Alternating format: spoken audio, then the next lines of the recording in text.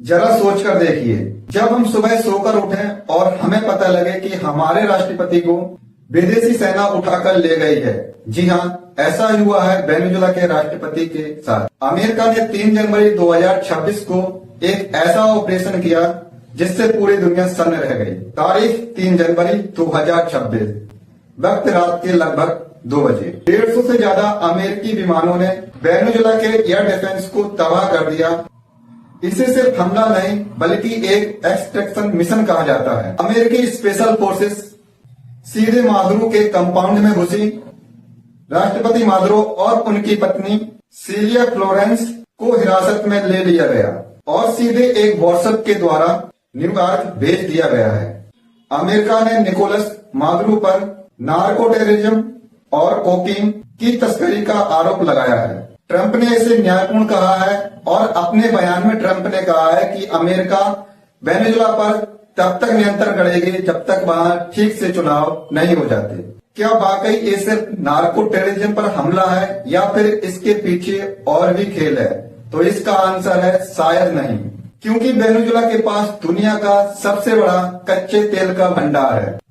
Trump ने खुलेआम कहा है कि अमेरिकी तेल कंपनियां वेनेजुएला के इंफ्रास्ट्रक्चर को ठीक करेगी ताकि वहां से ज्यादा पैसा कमाया जा सके।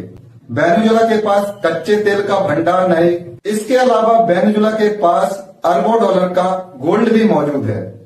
एक्सपर्ट का कहना यहां तक है कि 2026 में गिरती तेल की कीमतें और ग्लोबल मार्केट को कंट्रोल करने के लिए अमेरिका ने यह हमला किया है और यह हमला अमेरिका का मास्टर स्ट्रोक भी साबित हो सकता है। इस हमले से चीन और रूस भड़की हुए हैं क्योंकि चीन और रूस के अरबों डॉलर का निवेश दांव पर लगा हुआ है।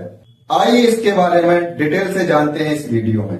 वेनेजुएला का आधिकारिक नाम वेनेजुएला बोलिवेरियन गणराज्य है। यह नाम दक्षिण अमेरिका के महान क्रांतिकारी ने बोलीवार के सम्मान में रखा गया है। इसके पश्चिम में कोलंबिया, दक्षिण में ब्राजील और पूर्व में गुयाना देश स्थित है।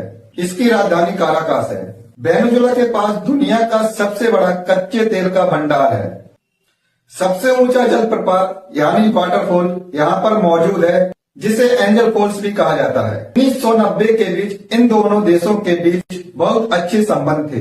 1999 से 2003 के बीच जब वेनेजुएला के राष्ट्रपति सावेज बने तो उन्होंने एक समाजवादी क्रांति शुरू की और अमेरिका को साम्राज्यवादी बताकर उनका विरोध करना शुरू कर दिया और यहीं से इन दोनों देशों के बीच कड़वाहट की शुरुआत हुई।